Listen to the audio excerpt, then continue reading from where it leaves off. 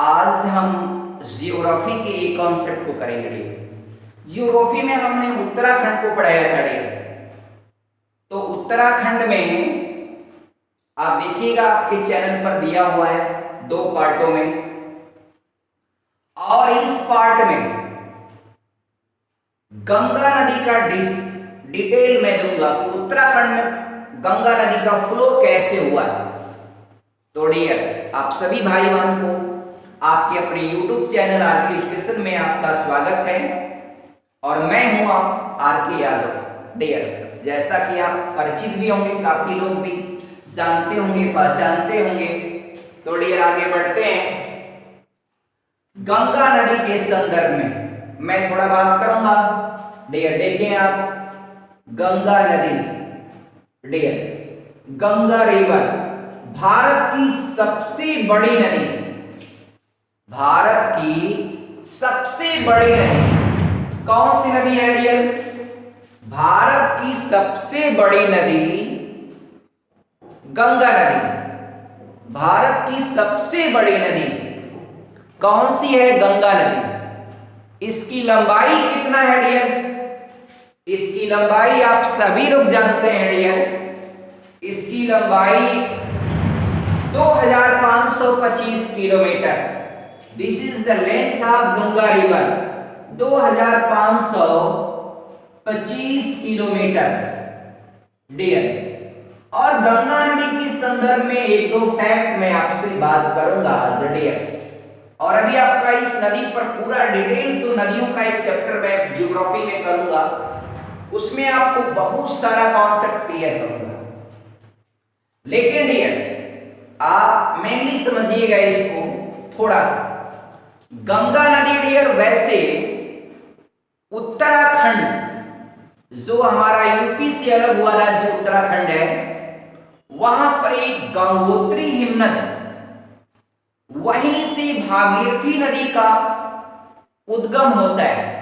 उत्तराखंड में गढ़वाल की एरिया में ज्यादातर पहाड़ी एरिया ग्लेशियर है, उन्हीं से बहुत सारी नदियों का उद्गम होता है। सारी नदियां मिलते हुए आगे चल करके उत्तराखंड में हम गंगा नदी के पूरे नेट पर, गंगा नदी का क्या पूरा नेट है उस पर आपको आज बताएंगे।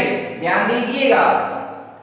एक बात मैं आपसे करूंगा आगे और चलते हुए, लेकिन डियर उत्तरकाशी, उत्तराखंड में एक स्थान पड़ता है डियर उत्तरकाशी।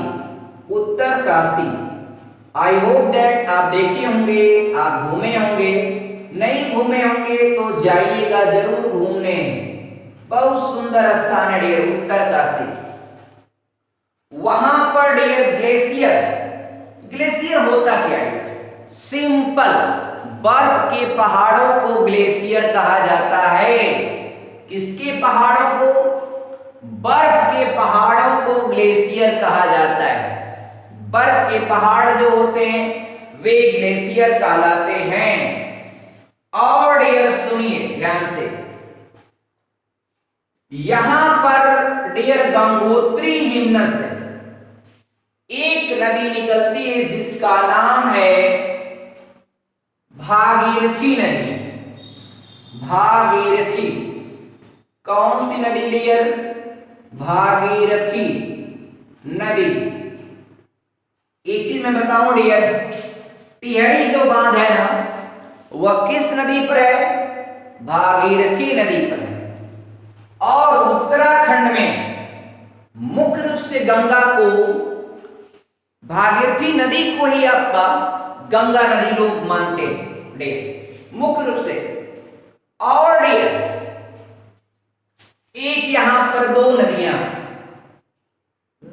निकलती हैं। इन 2 नदियों का नाम है, एक का नाम है डियर विष्णु गंगा, ये नाम है डियर विष्णु गंगा, और ये नाम है धौली गंगा। धौली गंगा, विष्णु गंगा और धौली गंगा, ये दोनों नदियां आपका आगे बढ़ते हुए यहां पर आकर के मिलती हैं। कहां पर? जिस स्थान पर मिलती है उस स्थान का नाम है विष्णु प्रयाग। विष्णु प्रयाग, इस स्थान का नाम क्या है? विष्णु प्रयाग। डियर ध्यान दीजिएगा, इस स्थान का नाम है विष्णु प्रयाग। प्रयाग क्या होता है? संगम। संगम जहां पर दो नदियां एक दूसरे से मिलती हैं उसको कहते हैं प्रयाग। हमारे उत्तर प्रदेश में डियर प्रयागराज, प्रयाग की नगरी आपका समझिए, गंगा यमुना सरस्वती का संगम है। इलाहाबाद, दो नदियां प्रत्यक्ष रूप से दृश्यमान है। एक सरस्वती नदी ये माना जाता है कि वह एक डियर उसका स्रोत जमीन के अंदर से हल्का सा उसका स्रोत आता रहता है, ऐसा लोगों का मानना है। अभी उसके प्रमाण के संदर्भ में अलग अलग भौगोलिकता देते हैं, लेकिन डियर दो नदियां प्रत्यक्ष रूप से गंगा और यमुना का संगम है। कहां?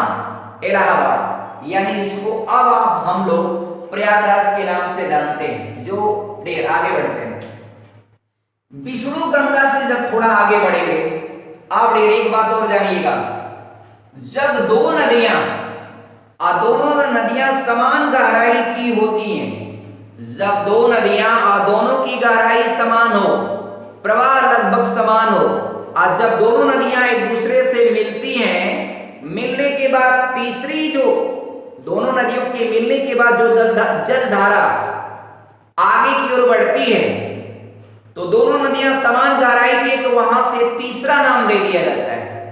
वहां अब ना तो ये नाम रहेगा ना तो ये नाम रहेगा, यहां से आप शुरुआत हो जाता है किस नदी का नाम?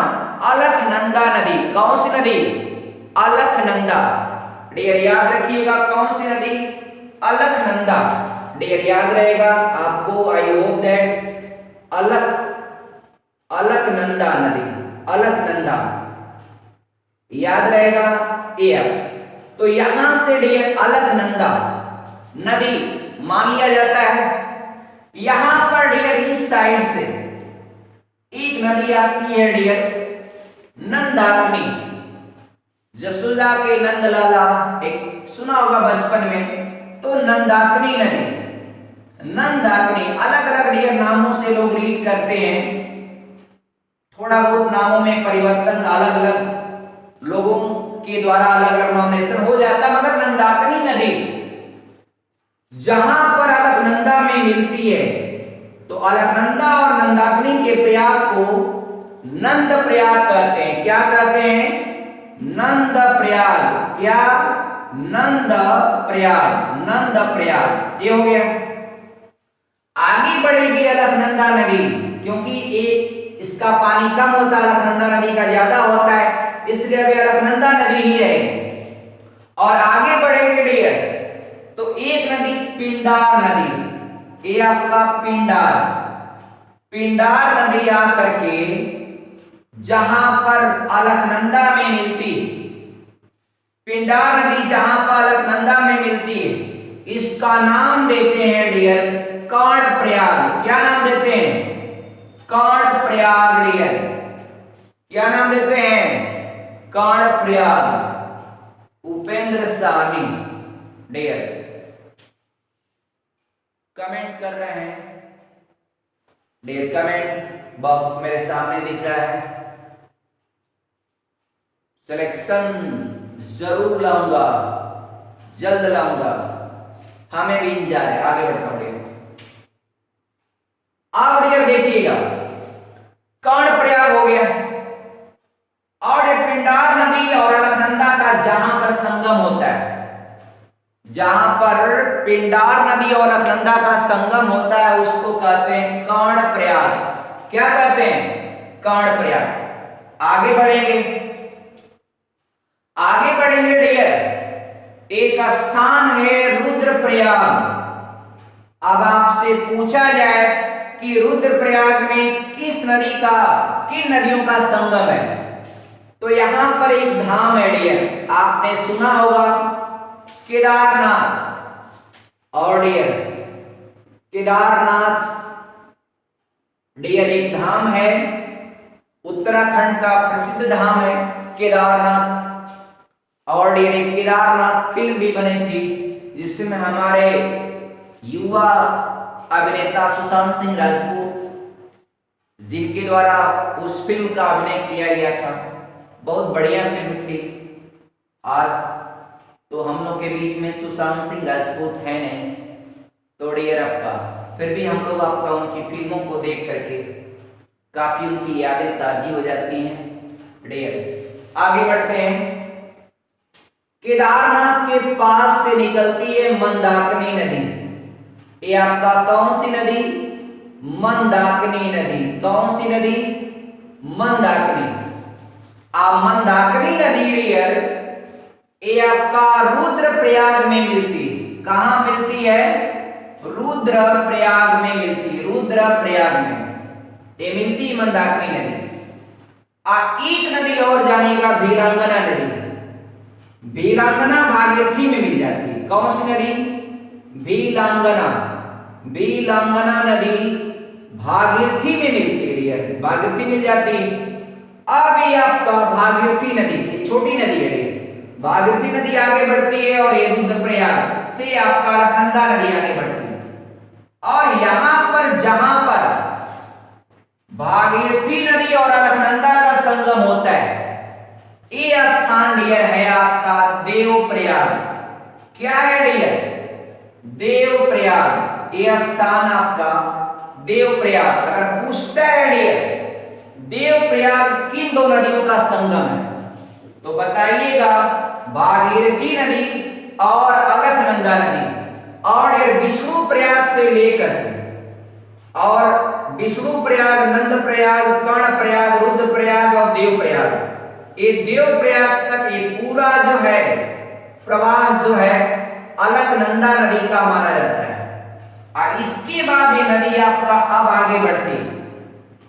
तो देव प्रयाग के बाद जब दो नदियां अलकनंदा और भागीरथी मिलकर के जब आगे बढ़ती तो दोनों का जलधारा लगभग समान होने की दशा में यहां से जो नदी आगे बढ़ती तो यहीं से इस नदी का नाम दिया जाता है क्या डियर? गंगा नदी। ये आपका गंगा नदी। और गंगा नदी आगे बढ़ने के बाद डियर आगे बढ़ने के बाद कुछ ही दूर जाने के बाद मैदानी इलाके में पहुंच जाती है आपके अपने प्रदेश उत्तर प्रदेश में। और डियर ये आपका यूपी स्टेट होते हुए, यूपी होते हुए फिर ये आगे की ओर बढ़ती है और बिहार में जाती है डियर। अब बिहार को दो भागों में बांटते हुए, बिहार को बांटती उत्तरी बिहार, दक्षिणी बिहार, दो भागों में बांटते हुए बिहार राज्य की प्रमुख नदी, उत्तर प्रदेश की प्रमुख नदी, भारत की प्रमुख नदी तो है ही आपका। और आगे बढ़ते हुए चली जाती वेस्ट बंगाल। वेस्ट बंगाल के बाद जब फरक्का के पास गंगा नदी की जलधारा दो भागों में बढ़ जाती है, तो एक जलधारा आपका हुगली के नाम से नॉमिनेट किया जाता है, हुगली। दूसरी जलधारा आपका सीधे बांग्लादेश में प्रवेश कर जाती है, बांग्लादेश में प्रवेश कर जाती है। और ये याद रहेगा एक फैक्ट आपको, आई होप दैट बांग्लादेश में गंगा नदी को पद्मा के नाम से पुकारते हैं। किस नाम से?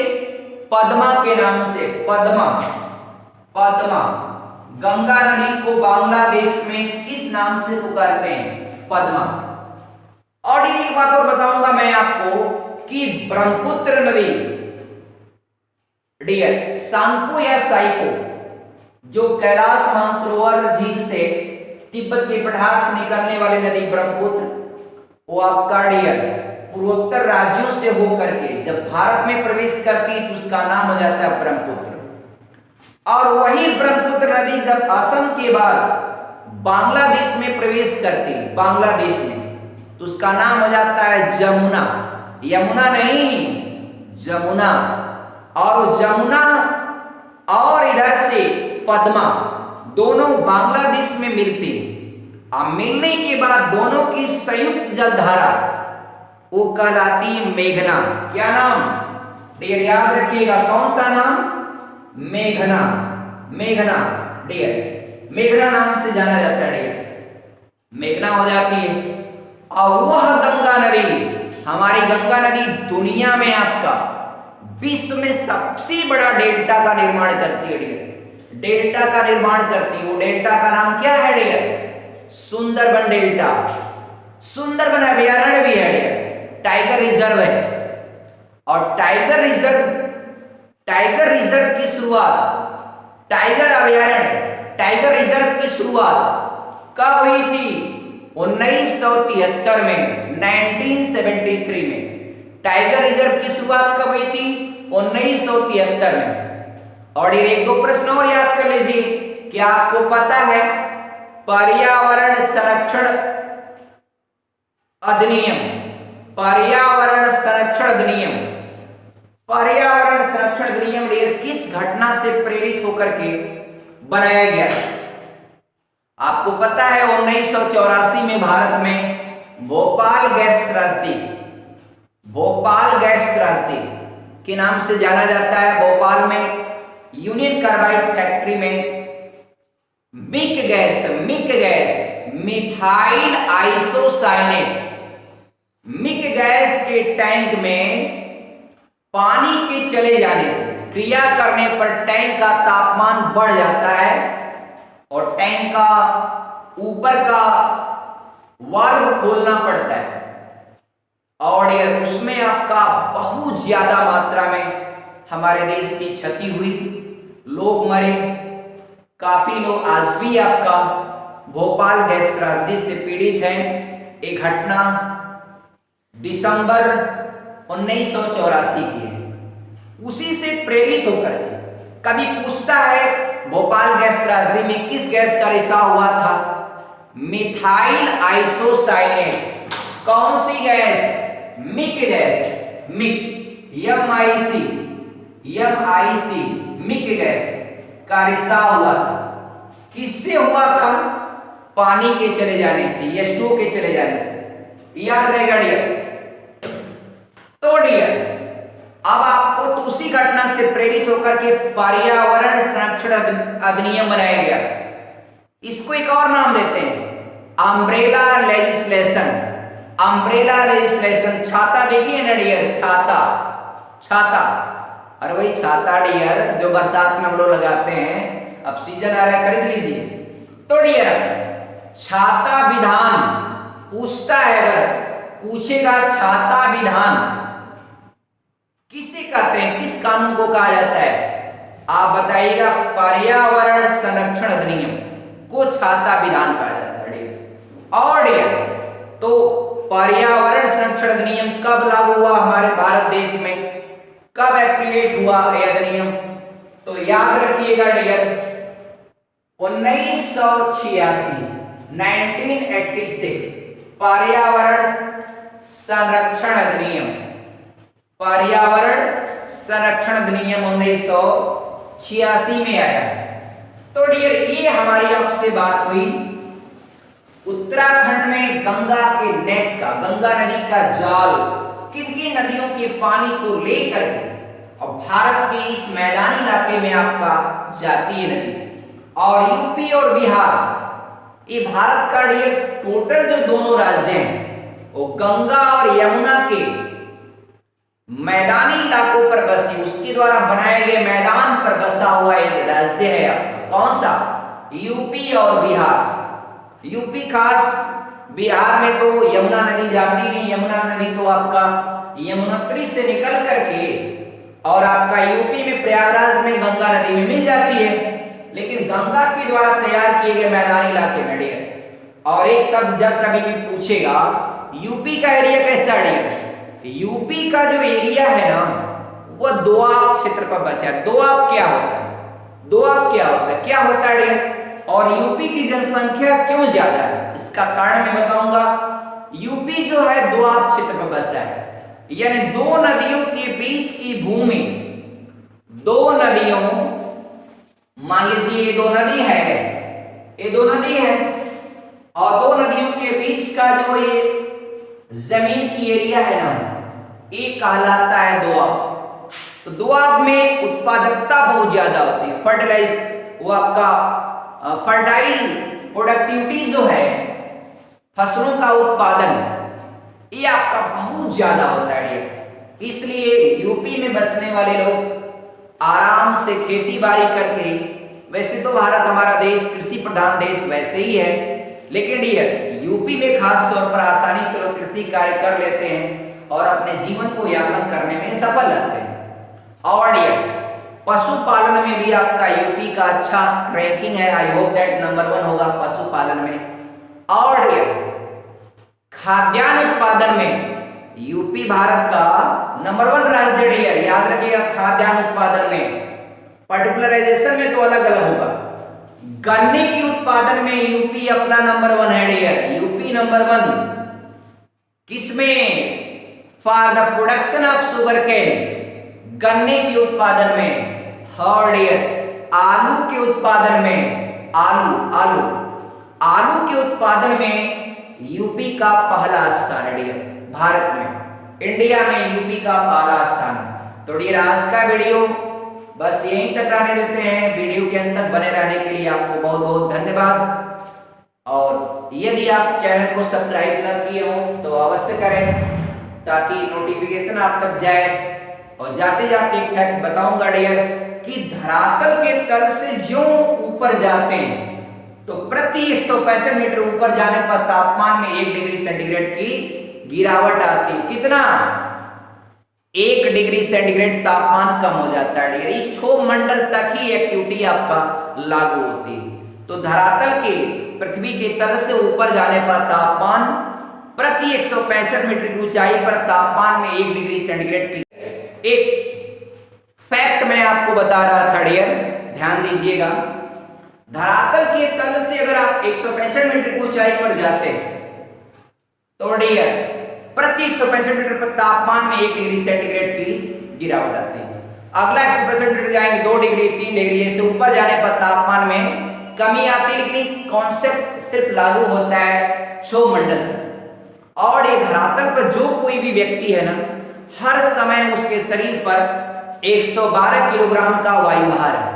लेकिन वो वायुभार एक तरफ से नहीं लगता, पूरी बॉडी पर चारों दिशाओं में, ऊपर नीचे सभी दिशाओं में बैलेंस होता है, इसलिए शरीर पर पता नहीं चलता है। तो आप उम्मीद करते हैं फैक्ट आपको जान करके अच्छा लगा होगा। ओके, जय हिंद, जय भारत।